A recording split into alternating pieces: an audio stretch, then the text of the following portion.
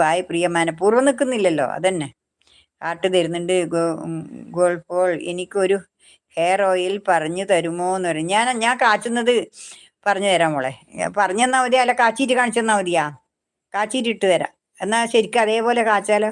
എന്തെല്ലാം ഞാൻ പറഞ്ഞുതരാം.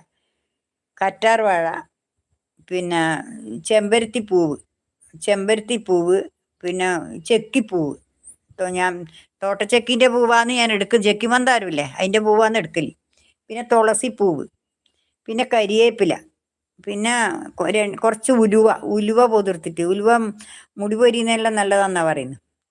മുടി പൊരിച്ചതിനെല്ലാം നല്ലതാന്നാ പറയുന്നത്. പിന്നെ ഉലുവ തണുപ്പിനും നല്ലതല്ലേ, നല്ല തണുപ്പല്ലേ. പിന്നെ അത് കരിവേപ്പില, ഈ സാധനങ്ങളെല്ലാം കൂടിയാണ് ഞാൻ എടുത്തിട്ട് അരക്കും.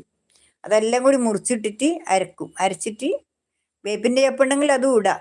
വേപ്പിൻ ചെപ്പുണ്ടെങ്കിൽ അതും കൂടി ഇടാം. എന്നിട്ടാ ചൊറിയലെല്ലാം കുറയുന്നവരെ തലയിൽ.